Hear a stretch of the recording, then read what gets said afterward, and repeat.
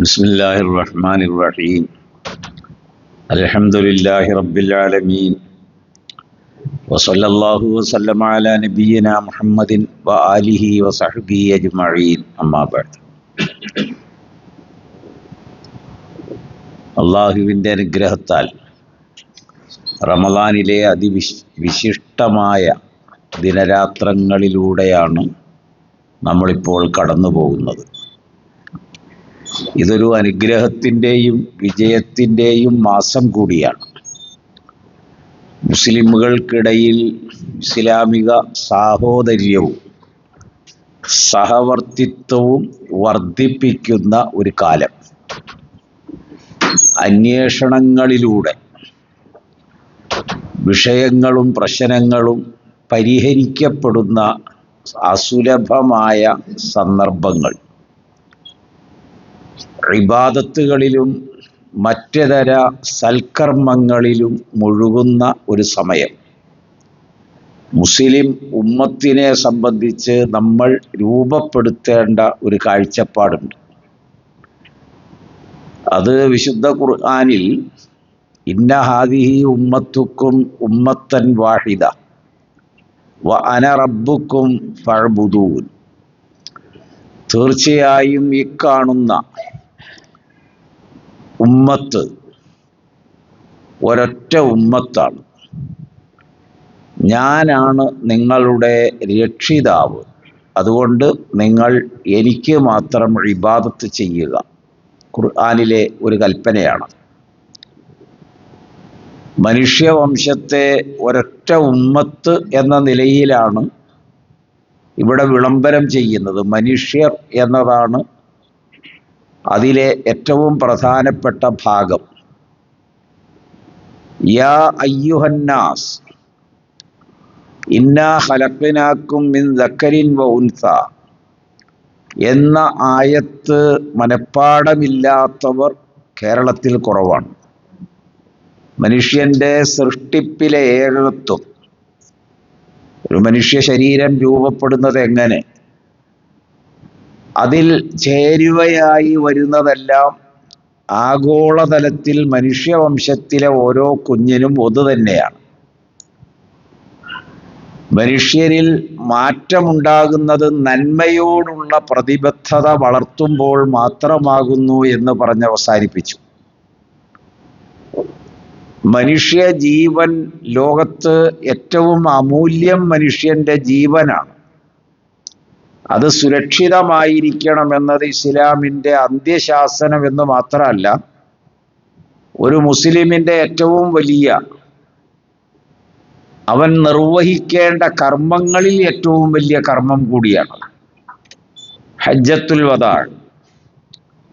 അള്ളാഹുവിൻ്റെ റസൂല് 3 കാര്യങ്ങളുടെ സുരക്ഷയ്ക്കും സംരക്ഷണത്തിനും വേണ്ടി ഒരു വലിയ സമൂഹത്തെ സാക്ഷി നിർത്തി അവിടുന്ന് പ്രഖ്യാപിച്ചു. നിങ്ങളുടെ സമ്പത്ത്, നിങ്ങളുടെ അഭിമാനം, നിങ്ങളുടെ ജീവൻ. ഇമാം ഗസാലി അലൈഹി റഹ്മയുടെ വളരെ പ്രസിദ്ധമായ ഒരു കാഴ്ചപ്പാട് മനുഷ്യരാശിയുടെ ഇടയിലുണ്ടാകുന്ന സമ്മർദ്ദങ്ങളെ എങ്ങനെയാണ് നോക്കിക്കാണേണ്ടത് എന്ന് വിവരിക്കുന്നിടത്ത് ഹാഫിള് ഹുജ്ജത്തുൽ ഇസ്ലാം ഗസാലി അലൈഹി റഹ്മ പറയുന്നുണ്ട്. ഒന്ന് ഹിഫ്ളുൻ നഫ്സാണ്. 5 കാര്യമാണ് അദ്ദേഹം പറയുക. അതിലൊന്ന് ഹിഫ്ളുൻ നഫ്സ്. ഞാൻ മുമ്പെന്തോ വായിച്ചത് ഓർമ്മ വന്നതാണ്. ആത്മാവിൻ്റെ, ജീവന്റെ സുരക്ഷ. ഹിഫ്ളുൽ മാൽ, സമ്പത്തിൻ്റെ സുരക്ഷ. ഹിഫ്ളുൽ മുജ്തമഅ, സമൂഹത്തിൻ്റെ സുരക്ഷ. ഇങ്ങനെ അദ്ദേഹം എണ്ണി പറയുന്നു. ഇത്രയും ഞാൻ സൂചിപ്പിച്ചത് ഷഹാദത്ത് കലിമയിൽ ഒത്തൊരുമിക്കുന്ന ഒരു വലിയ സമൂഹമാണ് മുസ്ലിമുകൾ. അവർ ലോകത്ത് 2 പേരിൽ അറിയപ്പെടുന്നു. ഒന്ന് അഹ്ലുസുന്ന വൽ ജമാഅ. അത് അത്രയും നീട്ടി പറയാൻ ബുദ്ധിമുട്ടുള്ളത് കൊണ്ട് ഞാൻ സുന്നി എന്നൊരു വാക്ക് ഉപയോഗിക്കും. അപ്പൊ അഹ്ലുഷിയ വൽ ജമാഅ എന്ന ഒരു വലിയ ടൈറ്റിലാണ് മറ്റൊരു വിഭാഗം. അപ്പൊ അവര് ഇത്രയും ദൈർഘ്യമേറിയ തലക്കെട്ട് വേണ്ടാത്തത് കൊണ്ട് ഷിയഈ എന്ന് പറയും. അപ്പൊ ഇസ്ലാം ലോകത്ത് ഒന്നാണ്, അത് രണ്ട് പേരുകളിൽ അറിയപ്പെടുന്നു. ഒന്ന് സുന്നി, രണ്ട് ഷിയ. ഷറഉൽ അഖായിദില് ഈ വിഭജനം എങ്ങനെ ഉണ്ടായി എന്ന് തഫ്താസാനി അലൈഹി റഹ്മ വിവരിക്കുന്നുണ്ട്. അതുപോലെ ഇമാം സുയൂത്തിയും മഹല്ലിയും കൂടിച്ചേർന്ന് ഇസ്ലാമിലെ ഫിഖ്ഹിന് നിദാനശാസ്ത്രം എഴുതിയ ജംഉൽ ജവാമിയിലും അത് പറയുന്നുണ്ട്. അത് കേവലം ചില ചർച്ചകളുടെ എന്ന് പറഞ്ഞാൽ വളരെ മനുഷ്യ ജീവിതത്തിന് ആവശ്യമില്ലാത്ത ചില വിഷയങ്ങളുടെ ചർച്ചയിൽ വന്ന ഭിന്നത. ആ ഭിന്നതയെ തുടർന്നാണ് ഈ അഭിപ്രായ അന്തരങ്ങളെല്ലാം ഉണ്ടായിരിക്കെ രണ്ട് വിഭാഗമായി തിരിഞ്ഞത്. ഞാൻ അതിൻ്റെ ചരിത്ര പശ്ചാത്തലം വിവരിക്കുകയല്ല. അത് ലോക മുസ്ലിമുകൾ എല്ലാ ലോക ഇസ്ലാമിക രാജ്യങ്ങളുടെയും കോടതിയിൽ നിങ്ങൾ ആര് എന്ന് ചോദിക്കും.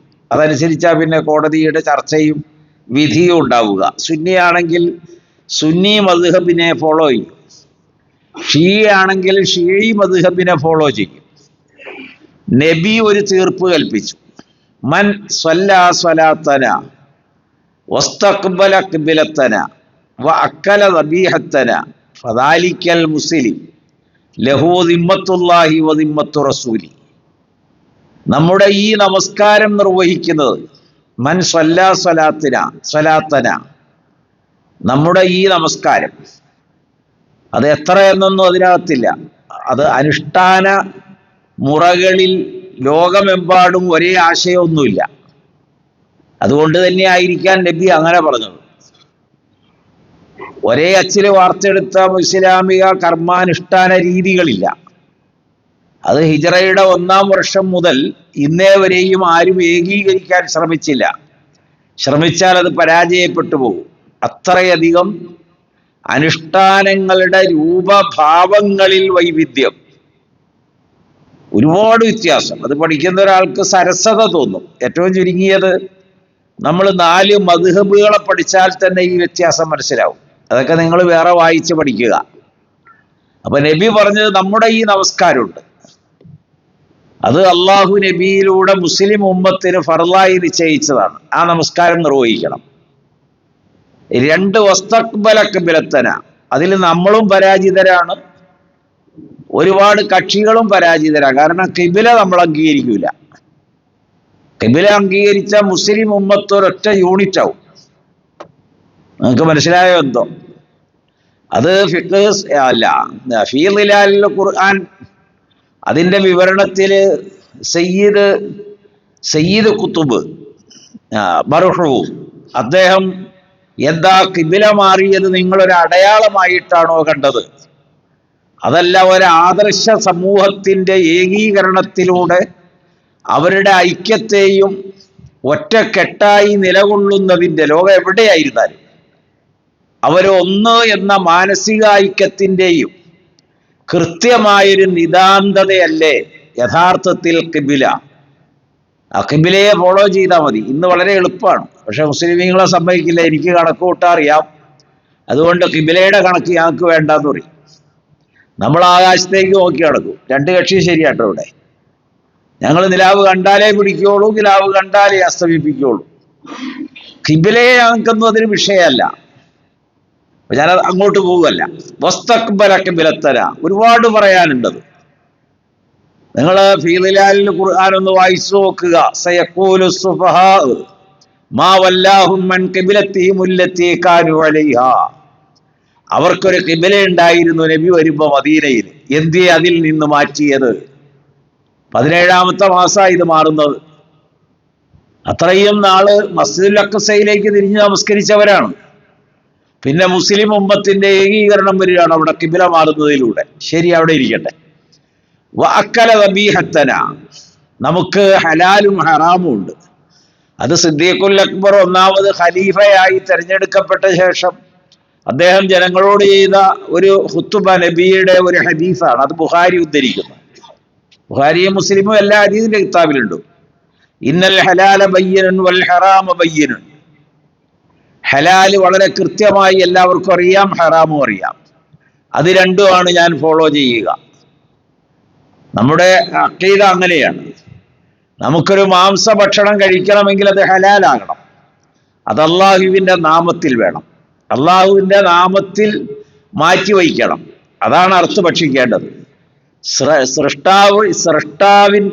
സൃഷ്ടാവിൻ്റെ നാമത്തിലല്ലാതെ സൃഷ്ടികളുടെ ഏതെങ്കിലും നാമത്തിൽ നാമം ഉച്ചരിച്ച ഒന്ന് ഇമാം നവവി എഴുതുന്നു, അത് അള്ളാഹുവിൻ്റെ പേരിൽ അറുത്താലും തിന്നാൻ പാടില്ല. ഷെയ്ഖിന്റെ പേരിൽ നേർച്ചയാക്കിയത്, തങ്ങളുടെ പേരിൽ നേർച്ചയാക്കിയത്, കാഞ്ഞിരമറ്റത്തേക്ക് നേർച്ചയാക്കിയതും തിന്നാൻ പറ്റൂല. എന്താ കാരണം? ബിസ്മില്ലി ഇറക്കാഞ്ഞിട്ടല്ല. അത് അള്ളാഹു അല്ലാത്തവരുടെ പേര് ശബ്ദിച്ചു. ഒമാ ഉഹില്ല ലി ഗൈരില്ല, അള്ളാഹു അല്ലാത്തവരുടെ പേര് ഉച്ചരിച്ചത് അവരുടെ പ്രീതിക്ക് വേണ്ടിയാണ്, അവരുടെ തൃപ്തിക്ക് വേണ്ടിയാണ്. അതെന്തോ അവർ ഇടപെടും എന്ന വിശ്വാസത്തിലാണ്. അത് പാടില്ല. അങ്ങനെ അള്ളാഹുവിൻ്റെ നാമം ഉച്ചരിച്ച് മാത്രം അറുത്തു ഭക്ഷിക്കുക എന്ന ശരീഅത്ത് പിന്തുടരുന്നവർ, അത് ശരീഅത്തിന്റെ ഒരു വശത്ത് നിന്നാണ് ഈ ഉമ്മത്തിനെ അള്ളാഹുവിൻ്റെ റസൂൽ ഒരുമിപ്പിച്ചത്. ഇതൊരു ശരീഅത്തിന്റെ ഒറ്റവാചകാണ്. അവർ മുസ്ലിമാണ്. ഇത്രയും പറഞ്ഞു നിർത്തിയില്ല. ലഹു ദിമ്മത്തുല്ലാഹി വ ദിമ്മത്ത് റസൂലി, അള്ളാഹുവിൻ്റെയും അവൻ്റെ റസൂലിൻ്റെയും സംരക്ഷണം അവർക്കുണ്ട്. ഈ വാക്കുപയോഗിച്ചത് അഹ്ലുൽ കിതാബിന് വേണ്ടിയാണ് നബി പലപ്പോഴും. കത്ത് കൊടുത്തു വിട്ടപ്പോഴും ചില കരാറിൽ ഏർപ്പെട്ടപ്പോഴും മദീന ചാപ്റ്റർ നമ്മളെടുത്ത് പരിശോധിച്ചാൽ 100-ലധികം വിഷയങ്ങൾ എഴുതിയിട്ട് നബി ഒപ്പിടുന്നുണ്ട്. അപ്പൊ ഇതൊരു കരാറാണിത്, പരസ്പര വ്യവസ്ഥയാണ്. അത് ലംഘിക്കാൻ പാടില്ല. ഇവർക്ക്, ഈ പോകുന്നവർക്ക് അള്ളാഹുവിൻ്റെ റസൂൽ അഭയം നൽകിയതാണ്. അതൊരു പക്ഷേ അത് വേറെ മതമാകാം, ആചാരമാകാം, അനുഷ്ഠാനാകാം, അതൊക്കെ വേറെ വിഷയം. പക്ഷെ അവർക്ക് ഈ ലോകത്ത് അതിനുള്ള അവകാശമുണ്ട് എന്ന് നബി സമ്മതിച്ചു കൊടുത്തതാണ്. അതിപ്പോഴും നമുക്ക് ലോകത്ത് വളരെ കൃത്യമായ അടയാളമായി നിലനിൽക്കുന്നു. സെന്റ് കാതറിൻ ചർച്ച്, അത് ഈജിപ്തിലാണ്. 15% അവരുടെ വരുമാനം അതിന് ഇന്നും ചെലവഴിക്കുന്നത്. ഓർത്തഡോക്സ് സഭക്കാരാണ് അത് നടത്തുന്നത്. ആ ഒരു ഭൂപ്രദേശത്തിന്റെ വിസ്തൃതി, അടയാളവും അതിർത്തിയൊക്കെ ഉണ്ട്. അത് അവർക്ക് മാത്രമാണ്. അത് മുസ്ലിമീങ്ങളിൽ ആരും അതിനകത്ത് ഇടപെടാൻ പാടില്ല. അവരുടെ പോപ്പിലെ അതിൻ്റെ ഉയർന്ന ആളെ തെരഞ്ഞെടുക്കുന്നതിലോ തെരഞ്ഞെടുപ്പ് നടത്തുന്നതിലോ ഒന്നും ബന്ധപ്പെടാൻ പാടില്ല. ഇത് റസൂലുള്ള അംഗീകരിച്ചതാണ്. അബൂബക്കറും ഉമറും അടക്കം 12 സഹാബികൾ ആ സാക്ഷി ഒപ്പിട്ടത് ആ കത്തിനകത്ത്. ഞാൻ ഇത്രയും പറഞ്ഞത്, ഒരു മുസ്ലിം ഉമ്മത്ത് അവർക്ക് സുരക്ഷ, അവരെ ആർക്കാണോ സുരക്ഷ നൽകുന്നത് അവരല്ല. മുസ്ലിം ഉമ്മത്ത് 2 പേരിൽ അറിയപ്പെടുന്നു എന്ന് ഞാൻ പറഞ്ഞു. അതിലൊരു പേര് അഹ്ലുസുന്ന വൽ ജമാ, നമ്മളോട് ചേർന്ന് നിൽക്കാത്ത രണ്ടാമതൊരു വിഭാഗം ഉണ്ടെന്ന് പറഞ്ഞല്ലോ. അവരുടെ പേര് നിർണയിച്ചത് നമ്മളാണ്. അവരുടെ ബോർഡ് നമ്മൾ എഴുതി കൊടുത്തു. ഈ പെട്ടിക്കിടയ്ക്ക് നമ്മളൊരു ബോർഡ് ഉണ്ടാക്കി വച്ചല്ലോ മുമ്പിൽ. അപ്പൊ അവർക്ക് നമ്മൾ വേറൊരു ബോർഡ് ഉണ്ടാക്കി കൊടുത്തു. അതിന്റെ പേര് അഹ്ലു ഷിയ എന്നാണ്. അഹ്ലു ഷിയ എപ്പോഴും ബന്ധപ്പെടുന്നത് അലി റളിയല്ലാഹുവിനുമായിട്ടാണ്. ഇപ്പൊ ഞാൻ ഇത്രയും പറഞ്ഞത്, ഒരുപാട് ആളുകൾക്ക് എന്ത് സന്തോഷം ഖാംനഈ വധിക്കപ്പെട്ടപ്പോൾ. എന്തല്ല പറയുന്നത് ഓരോരുത്തര്. നിങ്ങൾ ആരെ കുറിച്ചാണ് ഈ സംസാരിക്കുന്നത്? ഇങ്ങനെയൊക്കെ ഞാനിത് സൂചിപ്പിച്ചത് നിങ്ങളൊന്ന് ശാന്തമായി മനസ്സിലാക്കാൻ വേണ്ടിയാണ്. ഇസ്ലാം അങ്ങനെയൊന്നൊരു സങ്കുചിത വീക്ഷണത്തിൽ, ഇന്നല്ലദീന ഫറഖു ദീനഹും വകാനൂ ശിയഅ, മതത്തെ വിഭജിച്ചു, അങ്ങനെ ഓരോ കക്ഷികളായി. ഓരോ കക്ഷികളുടെയും ധാരണ ഞങ്ങളാണ് ശരി എന്നാണ്. എന്നിട്ട് അള്ളാഹു പറഞ്ഞു, ശരിയും തെറ്റൊക്കെ പരലോകത്ത് വിചാരണയുടെ ദിവസം ഞാൻ തീരുമാനിച്ചോളാം, നിങ്ങൾ തീരുമാനിക്കണ്ട.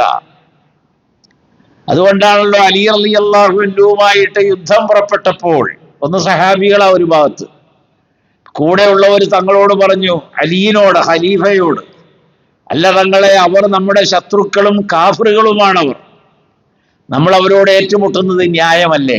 അപ്പൊ അലി പറഞ്ഞൊരു വാക്ക് തങ്കലിപിയിൽ എഴുതി വയ്ക്കണം, യഹ്വാനുന അംസി, ഇന്നലെ വരെയും നമ്മുടെ സഹോദരങ്ങളാണവർ. കൈഫ നുഖാത്തിലു, നാം എങ്ങനെയാണ് അവരോട് യുദ്ധം ചെയ്യുക? ഇത് വലിയ വാക്കാന്നറിയാം. നമ്മൾ ഷിയാക്കളെ കണ്ടാൽ തല്ലിക്കൊള്ളണമെന്ന് പറയുന്ന മതവിധിയായിട്ട് അടക്കുന്ന ആളുകളാണ്. ഞാൻ സൂചിപ്പിച്ചത്, ഇസ്ലാമിൻ്റെ മൗലികതയിൽ ഏകോപിക്കുകയും അവരുടെ ആചാരാനുഷ്ഠാനങ്ങൾ ഭിന്നമാവുകയും ചെയ്യുന്നത് കൊണ്ട് മുസ്ലിം ഉമ്മത്ത് രണ്ടാകുന്നില്ല എന്ന ഒരു അറിവെങ്കിലും നമ്മൾ വച്ചു സൂക്ഷിക്കേണ്ട ഒരു കാലഘട്ടമാകുന്നു. അതാണ് ഇന്ന് നാം ചിന്തിക്കുന്ന ഒരു വിഷയം. ഈ വിഷയം വലുതായതുകൊണ്ടാണ് 2-3 മിനിറ്റ് കൂടിപ്പോയത്. അതും സംക്ഷിപ്തമാക്കി പറഞ്ഞതാണ് ഞാൻ. അള്ളാഹു ഈ മഹത്തായ റമളാൻ മുസ്ലിം ഉമ്മത്തിന്റെ ഹൃദയത്തിൽ ഈമാനും അംഗീകാരവും പരസ്പര സ്നേഹവും സൗഹൃദവും സന്തോഷവും സഹായ സഹകരണങ്ങളുമെല്ലാം നിലനിർത്തി നാം ഓരോരുത്തരെയും അള്ളാഹു കാത്തുരക്ഷിക്കുമാറാകട്ടെ.